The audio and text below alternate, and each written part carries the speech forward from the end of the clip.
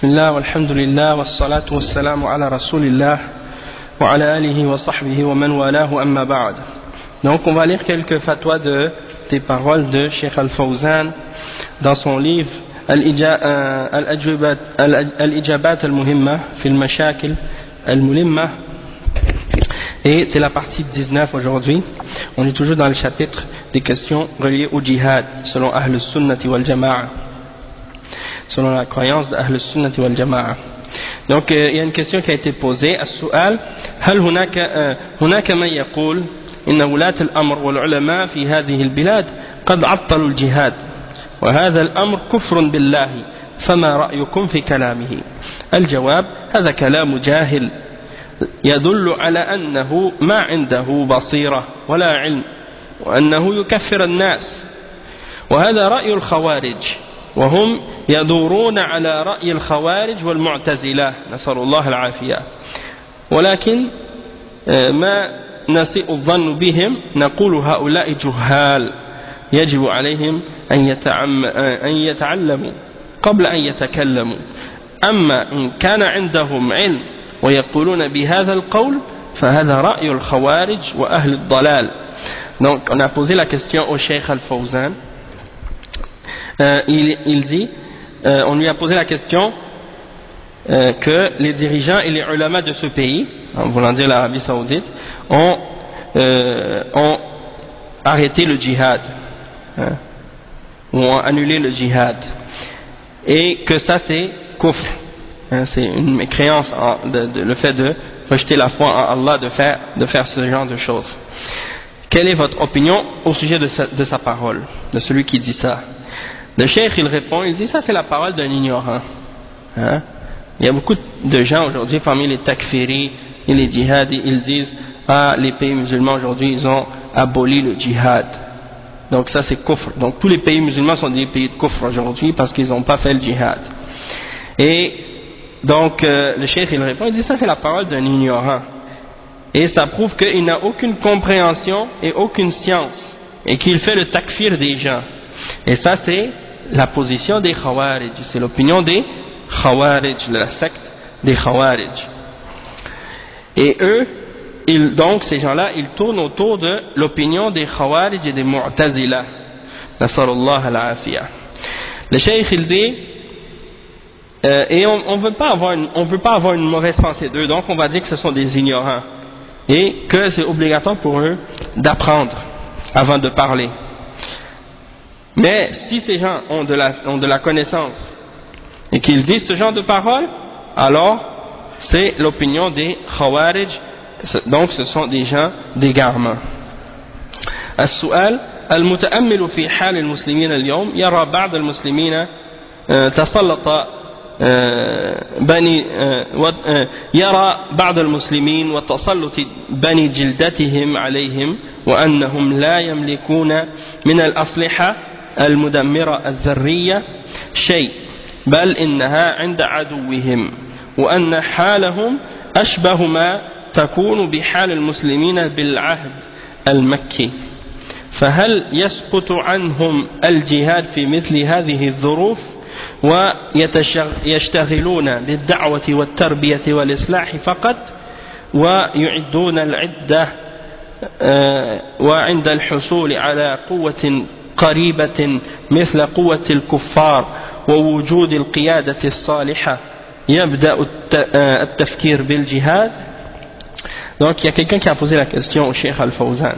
Il dit que quand on regarde l'état des musulmans aujourd'hui et on voit que les musulmans, tasallut bani jildatihim alayhim, il y a certains d'entre eux qui ont pris le dessus sur les autres,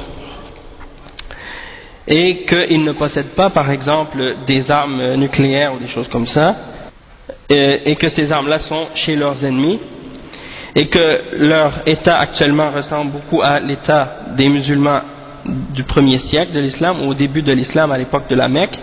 Est-ce que dans un cas pareil le djihad n'est plus, est-ce qu'on dit que l'obligation du djihad, c'est-à-dire le djihad n'est plus obligatoire pour eux dans une situation pareille? et qu'ils doivent se préoccuper uniquement de la da'wa et de l'éducation et de la réforme, et qu'ils doivent se préparer pour arriver à avoir une force qui est proche à celle de la force des kuffars, et d'avoir un dirigeant qui est correct pour commencer à penser à faire le djihad.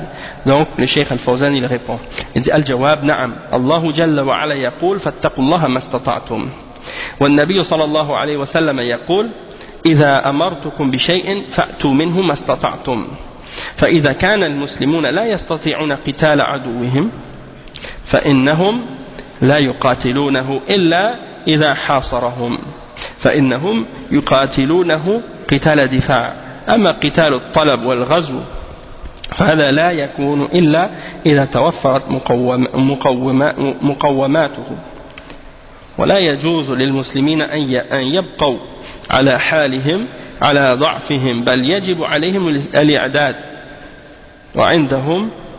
وعندهم ولله الحمد إمكانيات وعندهم أموال ويستطيعون أن يقيموا المصانع وأن يتعلموا ويتدربوا ولله الحمد والله جل وعلا يقول وأعدوا لهم ما استطعتم من قوة ومن رباط الخيل ترهبون به عدو الله وعدوكم وآخرين من دونهم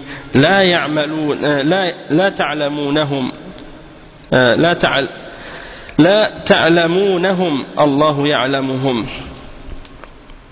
وما تنفقوا من شيء في سبيل الله يوفى إليكم وأنتم لا تظلمون فالمسلمون عندهم أموال وعندهم إمكانات فيجب عليهم أن يعدوا القوة وأن يعدوا المصانع والأسلحة ويشتروا ما يقدرون على صناعته ويستعدوا بالسلاح ويستعدوا للعدو ولا يبقوا على هذه الحالة مستضعفين إلى متى الله جل وعلا إنما خلق هذه الدنيا وما فيها للمسلمين قل من حرم زينة الله التي أخرج لعباده والطيبات من الرزق قل هي للذين آمنوا في الحياة الدنيا خالصة يوم القيامة كذلك نفصل الآيات لقوم يعملون الله خلق هذه الدنيا للمسلمين ولكن المسلمين قصروا فأخذها الأعداء وهي ليست لهم وإنما هي للمسلمين. Donc le cheikh il répond à cette question par rapport à la faiblesse des musulmans et le fait qu'ils ne peuvent pas faire grand chose pour l'instant par rapport à leur situation. Donc le cheikh il répond, il dit oui, Allah subhanahu wa ta'ala il dit craignez Allah comme vous le pouvez, selon ce que vous pouvez, et ça c'est le verset 16 dans Surat At-Taghabun. Et le prophète sallallahu alayhi wa sallam a dit et lorsque je vous ordonne quelque chose faites-en ce que vous êtes capable. Ça c'est un hadith rapporté par Al-Bukhari et Muslim selon Abi Huraira. Donc il dit que si les musulmans ne sont pas capables de combattre leurs ennemis, dans ce cas-là ils ne doivent pas les combattre, excepté si ils sont encerclés par leurs ennemis du moment où les ennemis les encerclent. Dans ce cas-là ils vont les combattre pour se défendre. C'est un combat de défense dans ce cas-là. Mais d'aller vers l'ennemi et de leur faire une offensive et de les attaquer, ça c'est uniquement permis lorsque les conditions sont présentes et lorsque les musulmans sont prêts. Et il n'est pas permis aux musulmans de rester dans l'état dans lequel ils sont, avec la faiblesse dans laquelle ils sont. C'est obligatoire pour eux de faire des préparations et ils ont, par la grâce d'Allah, les capacités et les moyens et l'argent de le faire. Ils sont capables d'établir des manufactures et des industries pour justement faire ça et d'apprendre également et de s'entraîner aussi. Et Allah subhanahu wa ta'ala dit ça dans le verset 60 dans Surat Al-Anfal, et préparez pour eux ce que vous pouvez comme force. Il dit que les musulmans aujourd'hui ils ont l'argent, ils ont les moyens, ils sont capables. Donc c'est obligatoire pour eux de se faire cette préparation-là. Et si on regarde historiquement, il y a une époque où les musulmans étaient plus forts. C'était eux qui étaient plus forts. Et je lisais un livre justement sur l'histoire de l'Empire ottoman, et puis comment ça a commencé, puis à l'époque comment les musulmans étaient tellement forts que les Européens n'avaient aucun moyen de combattre les musulmans, et que l'islam commençait à rentrer de plus en plus dans l'Europe. Par l'Espagne, les musulmans s'étaient affaiblis. Donc, on sait que ce qui est arrivé en 1492, il y a eu la chute de l'Andalousie. Et de l'autre côté, dans les Balkans et tout ça, l'islam commençait à de plus en plus s'infiltrer et prendre de la force. Les Européens étaient incapables de repousser les musulmans. Et ils étaient beaucoup plus avancés sur le plan technologique et sur le plan des armes que les Européens. Donc c'est pour montrer que la situation dans laquelle les musulmans sont aujourd'hui, ça n'a pas toujours été le cas. Et les koufars aujourd'hui, ils le savent. Et c'est pour ça qu'ils savent que le développement maintenant des musulmans, il est en retard ou il est en arrière, mais que, Inch'Allah, par la permission d'Allah, ça ne va pas toujours rester de cette manière-là. Mais c'est pas de faire comme certains s'imaginent quand le cheikh il est en train d'expliquer ces choses-là, c'est pas d'essayer de comprendre ou d'imaginer que c'est des petits groupes qui vont essayer de faire ce changement-là et qui vont essayer de se faire des armes, puis de se réunir en groupe, puis de faire des attaques ou des guerres contre les koufars. C'est pas comme ça. C'est les États musulmans qui vont être capables de faire ces choses-là, de faire des armées, puis d'ouvrir une manufacture ou des industries où ils vont faire des armes pour être capables d'avoir une force suffisante pour être capables par la suite d'affronter leurs ennemis. Mais pas de faire comme ces jeunes-là aujourd'hui qui sont excités, qui parlent de djihad à tort et à travers et qui n'ont aucune connaissance et aucune compréhension de la réalité des choses.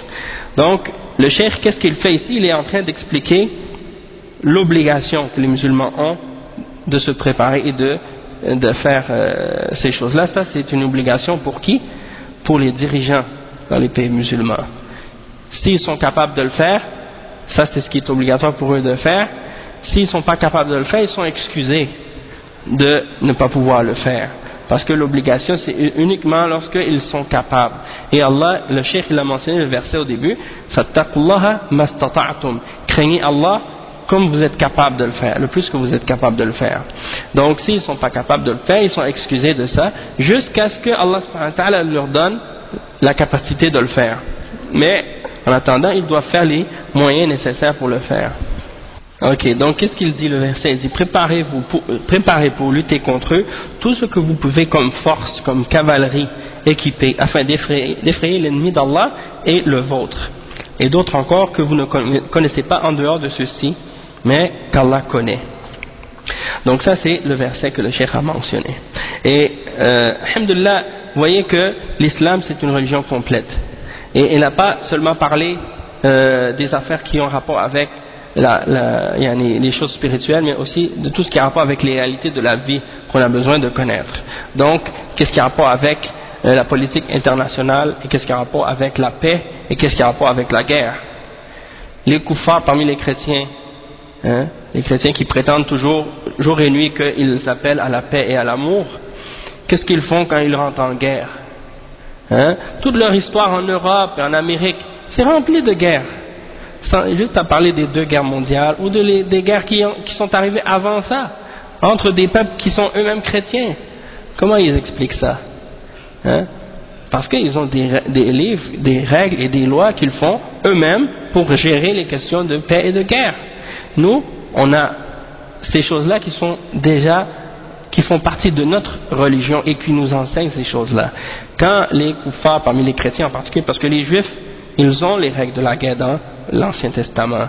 Mais les chrétiens, étant donné qu'ils ont rejeté l'Ancien Testament, malgré qu'il a été falsifié et changé, mais c'est pour dire que les chrétiens, eux, ils disent non, on n'applique plus l'Ancien Testament, soi-disant, ils se sont fait des lois eux-mêmes pour gérer ces choses-là. Et malgré qu'ils prétendent être pour la paix, ils font la guerre aussi. Donc c'est juste une parole en apparence qu'ils donnent. Mais la réalité, c'est qu'ils ont la guerre. Et ils ne suivent aucune règle de morale dans la guerre quand ils la font. Tandis que nous, notre religion, elle nous enseigne justement des règles qui ont rapport à ça, qui sont pour nous montrer de rester humains et de rester avec une moralité, même dans les temps de guerre et dans les moments de guerre. Donc il mentionne le fait que les musulmans, donc, ils ont de l'argent. C'est vrai qu'il y a des pays pauvres, mais il n'y a pas que des pays pauvres parmi les pays musulmans. Il y a aussi des pays extrêmement riches. Il y a des pays qui sont même plus riches que les pays des koufars. Donc, les musulmans, ils ont de l'argent, ils ont les capacités, et c'est obligatoire pour eux de préparer les forces nécessaires et de préparer les industries nécessaires et les armes nécessaires, d'acheter ce qu'ils peuvent, hein, et de les fabriquer s'ils sont capables, de préparer les armes nécessaires contre leurs ennemis, et qu'ils ne restent pas dans cet état dans lequel ils sont, dans l'état de faiblesse. Jusqu'à quand? Et Allah subhanahu wa ta'ala, il a uniquement créé cette dunya, et qu'est-ce qu'il y a dedans de bien pour les musulmans. Et il mentionne le verset 32 dans Surat Al-A'raf, dans lequel Allah subhanahu wa ta'ala a dit: dis au Muhammad, aux gens, qui a interdit les parures qu'Allah a fait sortir pour ses serviteurs, et de même que les bonnes choses parmi les subsistances. Dit, elles sont pour les croyants dans cette vie d'ici-bas, et en particulier pour eux au jour de la résurrection. Et c'est ainsi que nous détaillons les versets pour les peuples qui savent. Donc Allah subhanahu wa ta'ala a créé cette dunya pour les croyants, mais étant donné que les musulmans ont eu des manques dans leur religion, alors c'est les koufars qui ont pris cette dunya à leur place. Alors qu'à la base, elle n'est pas pour eux, elle est uniquement pour les musulmans. Donc aujourd'hui, il y en a des gens qui critiquent et qui blâment, et ils disent: ah, mais comment ça se fait que les koufars, c'est eux qui ont la dunya? C'est à cause de nous. C'est parce qu'on n'a pas fait ce qui est obligatoire pour nous devant Allah, vis-à-vis d'Allah. Si on avait obéi à Allah et craint Allah, Allah subhanahu wa ta'ala nous aurait tout donné dans la dunya et dans l'akhirah, comme il l'a donné à nos prédécesseurs. Donc on va s'arrêter ici, inshallah. Subhanakallahumma wa bihamdik, ashhadu an la ilaha illa ant, astaghfiruka wa atubu ilayh. Et on recommence la semaine prochaine, inshallah. Il reste un cours pour Fadlul Islam. Après on va commencer un autre livre. Peut-être on va faire un cours spécial pour le Ramadan seulement, peut-être avant de commencer un autre cours.